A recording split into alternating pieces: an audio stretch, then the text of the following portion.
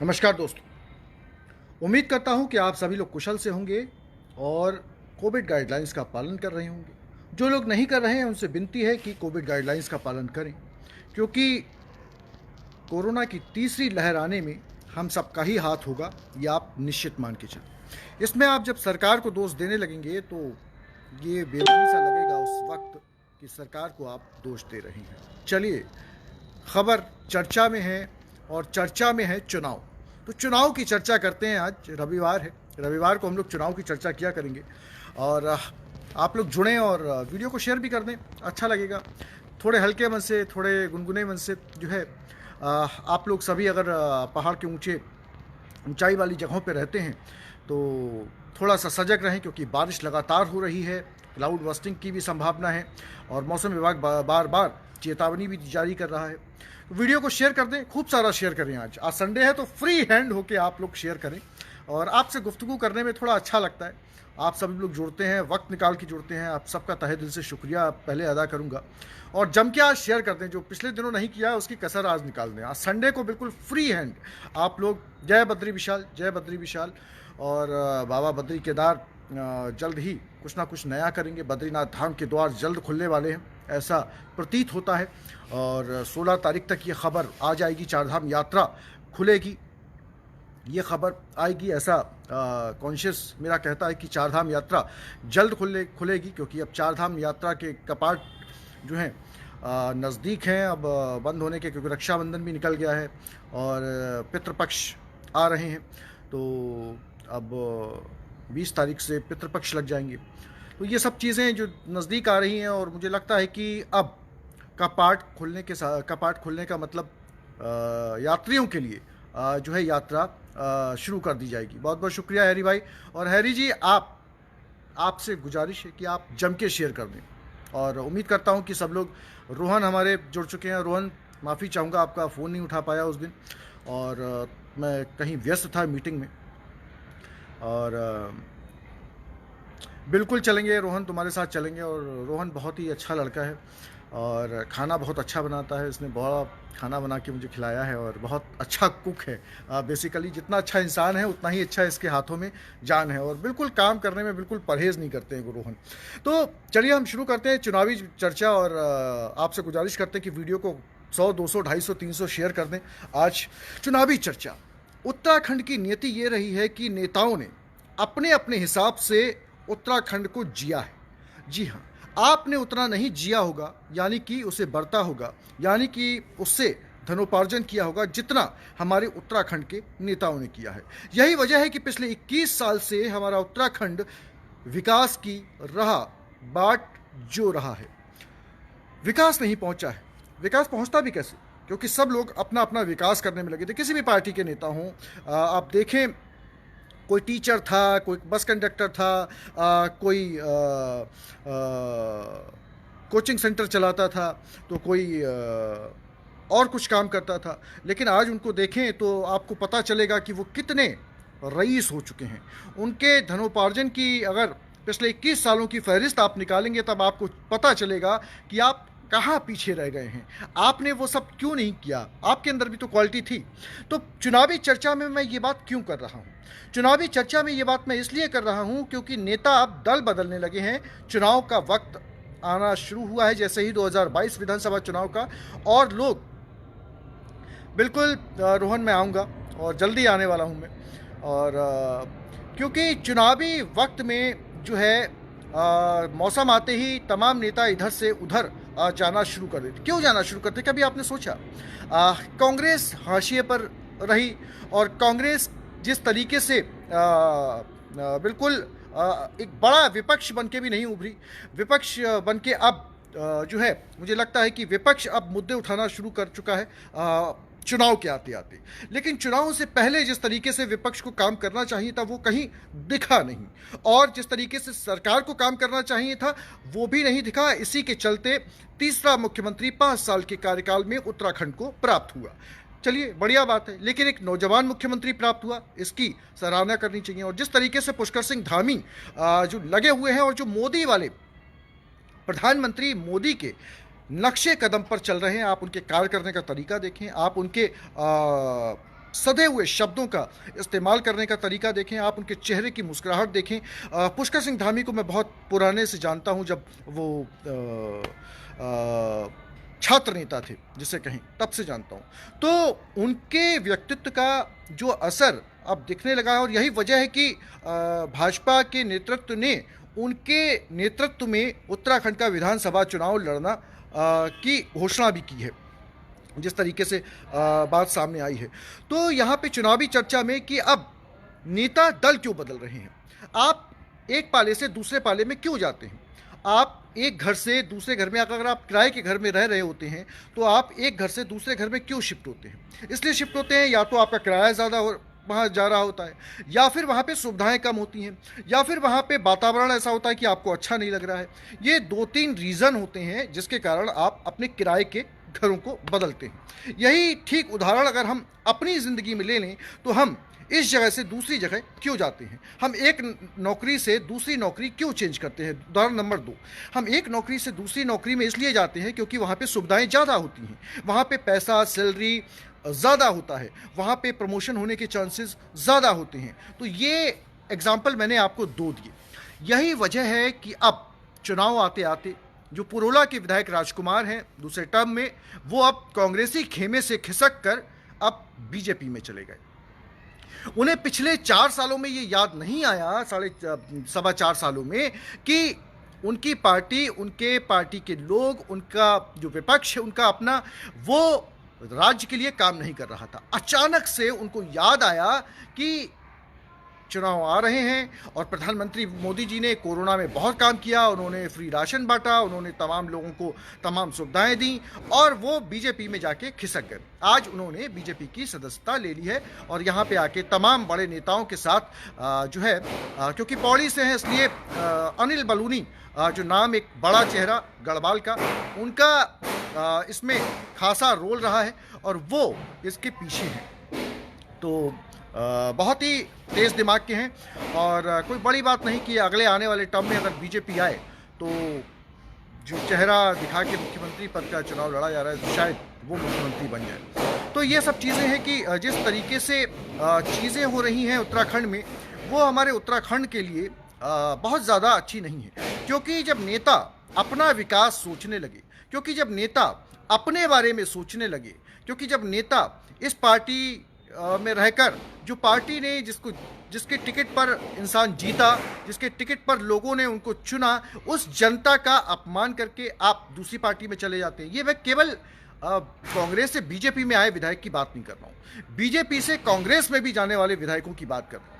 क्योंकि आपको पता ही नहीं चला 4 साल तक कि बीजेपी इतनी बुरी थी, और आप कांग्रेस में जाने की अब तैयारी कर रहे हैं। बहुत सारे ऐसे नेता हैं, अभी आप आने दीजिए, कुछ दिनों में बीजेपी से भी कांग्रेस में जाने वालों की फहरिस्त है, लेकिन कांग्रेस से बीजेपी में आने वालों की फहरिस्त काफ़ी लंबी होने वाली है अभी, और तमाम नेता जो है इसमें जाने की कवायद में अभी जुटे हुए हैं। नमस्कार राकेश जी, बहुत बहुत शुक्रिया जुड़ने के लिए। शेयर कर दें वीडियो को, अधिक से अधिक लोग जुड़े नहीं हैं। तो ये आने वाले 2022 की चुनावी इस चर्चा में मैं आपको ये बताने की कोशिश कर रहा हूँ कि आप सब, हम सब लोग पढ़े लिखे हैं। हमारे आसपास कुछ ऐसे लोग हैं जो जिनका शिक्षा स्तर बहुत ज़्यादा ऊंचा नहीं है। तो हमारा एक नैतिक कर्तव्य है, एक मौलिक कर्तव्य भी है, जिसे कहें एक संवैधानिक कर्तव्य भी है, कि हम उन्हें समझाएं कि आप भले ही पढ़े लिखे ना हों, लेकिन आपको किन मुद्दों पर अपना वोट देना है। आपको वो इतने बड़े वाले के हिसाब से बिक नहीं जाना है वोट देने के लिए। आपको 500-500 रुपये, 1000-1000 रुपये दे के अपने वोट को किसी दूसरे के पक्ष में नहीं डालना है।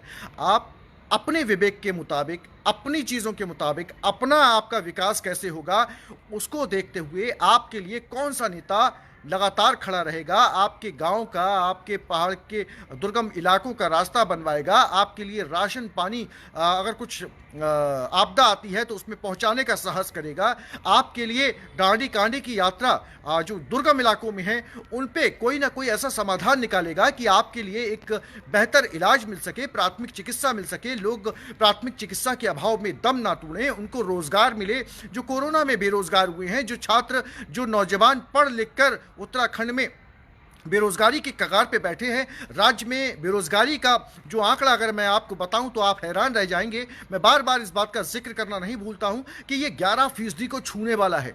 जी हां, 11%। राज्य की आबाम 1 करोड़ से ज़्यादा है, और आप सोच लें कि किसी राज्य की आबाम जब 1 करोड़ से ज़्यादा, उसका 11% के करीब अगर आप आंकड़ा निकालें तो आप 11 लाख के आसपास बेरोजगारों की तादाद है, और ये सरकारी आंकड़ा है, सरकारी डेटा है।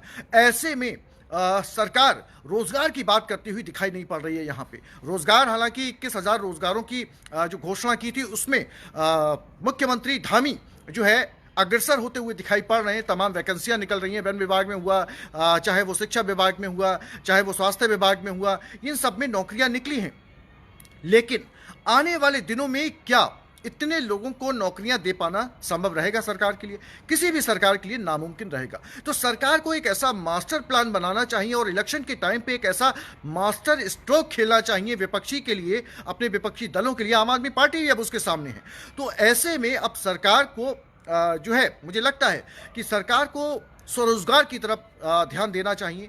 लोगों को मोटिवेट करके इको टूरिज्म हुआ, स्वास्थ्य सेवाएं हुई, इनसे रिलेटेड जो व्यवसाय हैं उनके लिए प्रोत्साहित करना चाहिए। और इस प्रोत्साहन को देने के लिए सरकार को सब्सिडी जो है, लोन फैसिलिटी जो है, वो बिना किसी असुविधा के, बिना किसी जटिलता के पहाड़ के नौजवानों को जैविक खेती के ओर अग्रसर करना चाहिए। वो पहाड़ों का किस तरीके से इको टूरिज्म में, टेंट हाउस लगाने में, जो है स्टे होम बनाने में, तमाम फूलों की बागवानी करने में, गुलाब की खेती करने में, और तो और जो चंदन का जो पेड़ होता है वो साउथ में होता था, या ज़मीनी मैदानी इलाकों में कहें वहाँ होता था। लेकिन ताज्जुब की बात है कि चंदन की खेती हमारे पहाड़ के नौजवान अब पहाड़ पे करना शुरू कर चुके हैं। और यकीन मानिए, जिस तरीके से मैंने जनता का एजेंडा जो हमने कार्यक्रम चलाया था उसमें ये सब चीज़ें निकल कर जब सामने आई तो हम लोग हैरान थे कि पहाड़ के नौजवान कितनी तेज़ी से अपनी चीज़ों को कर रहे हैं। तो ये चुनावी चर्चा का मकसद ये है, हर संडे को हम लोग करेंगे। आपस में आप लोग कमेंट करें, आपके कमेंट पे भी मैं अभी आऊँगा। तो जिस तरीके से लोग, नौजवान, नौकरी नहीं है, इसलिए उनको कुछ ना कुछ तो सोचना पड़ेगा अपने परिवार चलाने के लिए, अपने इजा को, अपने बावजू को, इन सबको अच्छा एक माहौल देने के लिए, उनके स्वास्थ्य की अच्छी देखभाल करने के लिए पैसा तो कमाना पड़ेगा। तो जो नौजवान है, वो जिनके पास पैसा है, वो कुछ ना कुछ करने की शुरुआत कर चुके हैं। लेकिन उनका क्या, जो पहाड़ी इलाकों में रहते हैं, जिनके पास ये स्मार्टफोन भी नहीं है, जिनके छोटे छोटे बच्चे हैं, जिनके पास राशन तक के लिए पैसे कभी कभी नहीं बचते हैं, जो जंगलों से लकड़ियां तोड़कर लाते हैं तब उनके घर में चूल्हा जलता है, वो उज्ज्वला वाला सिलेंडर भी उनके घर में आज तक नहीं पहुंचा है। वो तमाम चीज़ें जो सरकार के फंड से उन्हें मिलनी चाहिए थी, वो भी राहत कहीं ना कहीं अटकी हुई है। तो मुख्यमंत्री पुष्कर सिंह धामी को इन सब चीज़ों पे ध्यान देना चाहिए, तभी आने वाले इलेक्शन उनके लिए सुगम हो सकते हैं। और विपक्षी दल जो कि बिल्कुल एकदम मौन जैसे मुद्दों पे है, वो उसे अपनी चुप्पी अब तोड़नी चाहिए, क्योंकि अब इलेक्शन में, चुनाव में 2022 के बहुत ज़्यादा वक्त नहीं बचा है, और यही वक्त है। लेकिन इस बार चुनाव में बहुत ज़्यादा कसरत होने वाली है, और इस चुनावी चर्चा का मतलब ये है कि हम अपने अपने मुद्दों को जो है बहुत भली भांति जानें, और उन पर किस तरीके से हमें रिएक्ट करना है, कौन से भले ही निर्दलीय खड़ा हो आप पे, और बीजेपी, आम आदमी पार्टी, कांग्रेस, और आपको लगता है कि अगर आपके यहाँ का निर्दलीय उम्मीदवार आपकी सुख दुख में, आपकी परेशानी में आपके साथ खड़ा होने वाला है, आपके लिए रोजगार के साधन जुटाने वाला है, आपके लिए सरकार के खिलाफ जाकर काम करने वाला है, तो मुझे लगता है कि आपको ऐसे शख्स को ही चुनना चाहिए जो आपका नेता हो, जो आपके लिए खड़ा हो। क्योंकि पहाड़ पर जिस तरीके से पिछले 21 साल में राजनीति हुई है, और जो मैं देखता आया हूं, वो सिर्फ और सिर्फ अपना झोला भरने के लिए हुई है।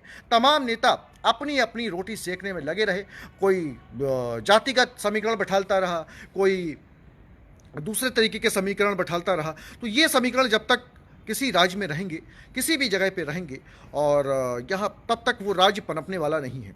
हम उत्तर प्रदेश से अगर अपनी कंपैरिजन करें तो हम बहुत पीछे हैं। बेहतर होता कि उत्तर प्रदेश में ही ये राज्य होता तो ज़्यादा इसमें खुशहाली होती, क्योंकि लोगों के पास रोज़गार था, लोग, पर्यटन भी काफ़ी बढ़ा हुआ था, और उत्तर प्रदेश सरकार का एक हिस्सा, क्योंकि जो पर्यटन का रेवेन्यू जनरेट करता था, तो सरकार इसमें पैसा भी लगाती थी। लेकिन आज अपना उत्तराखंड, अपना राज्य, अपने लोगों का बलिदान, सब कुछ एक किनारे है, और नेता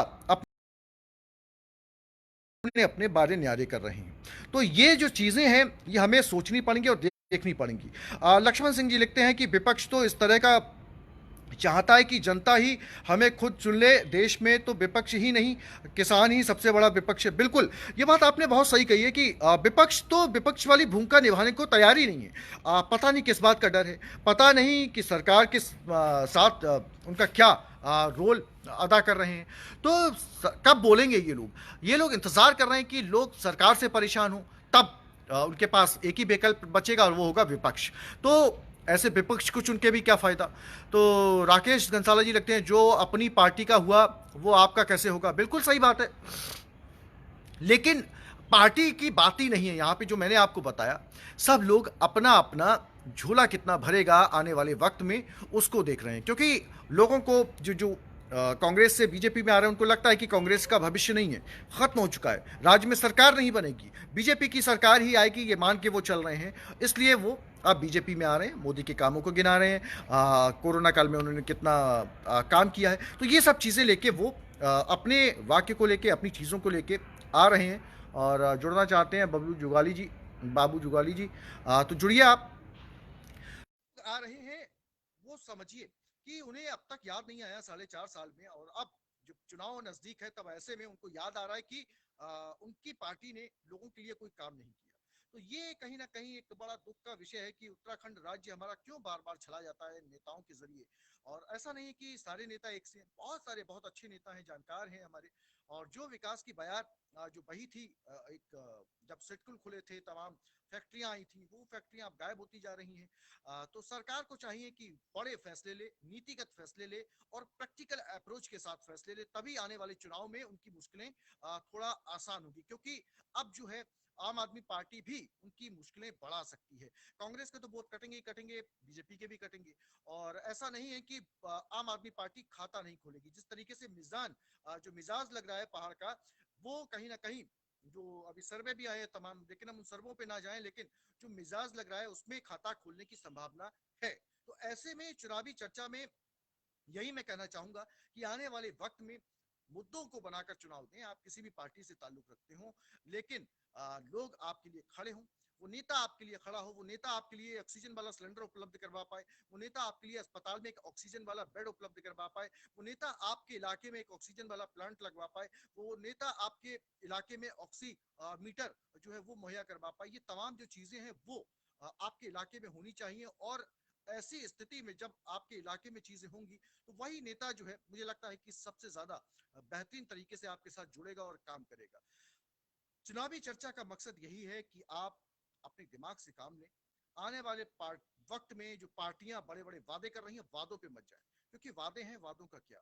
गाना सुना होगा आपने, तो उस गाने को एक बार दोबारा सुने और अपने जहन में उसे बिठा लें। क्योंकि वादे जो हैं टूटने के लिए होते हैं, पूरा होने के लिए बहुत कम होते हैं। और चुनावी वादे तो आप जानते हैं कि कितना पूरे होते हैं।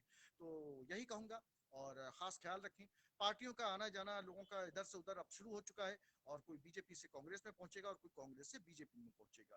फिलहाल ये विश्लेषण जारी रहेगा हर रविवार को, और आपके साथ लगातार जुड़ता रहूंगा। बहुत बहुत शुक्रिया मेरे साथ जुड़ने के लिए। शशांक राजपूत जी बड़े देर से जुड़े हैं, और आप वीडियो को जम के शेयर करें। आपकी आपकी सजा ये है आज। और आप लेट जुड़े हैं, आपकी पनिशमेंट है ये। आप टाइम पे क्यों नहीं जुड़े। लक्ष्मण जी लिखते हैं कि तिवारी जी के शासनकाल में उत्तराखंड में सिडकुल की स्थापना की गई, उसे उत्तराखंड के काफी लोगों को रोजगार। बिल्कुल सही बात है।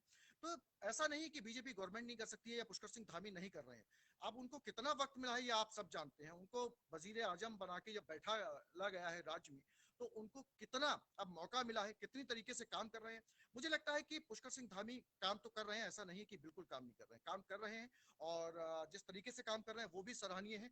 और जो उन्होंने वादा किया 21,000 लोगों को नौकरी देने का, उस पर वो कायम है और डटे हुए हैं, क्योंकि रोजगार निकल रहे हैं। अब ये बात तब पता चलेगी कि जब चुनाव से पहले वो 21,000 पोस्ट भर जाएंगी। तो फिलहाल चुनावी चर्चा में अभी लेता हूं एक विराम। अगले रविवार को फिर मिलूंगा, लेकिन रात में आपके साथ रोजाना जुड़ूंगा। अपना ख्याल रखें, चलते चलते यही कहूंगा। और अपनों का ख्याल रखें, डिजिटल प्लेटफॉर्म का सदुपयोग करें। फेक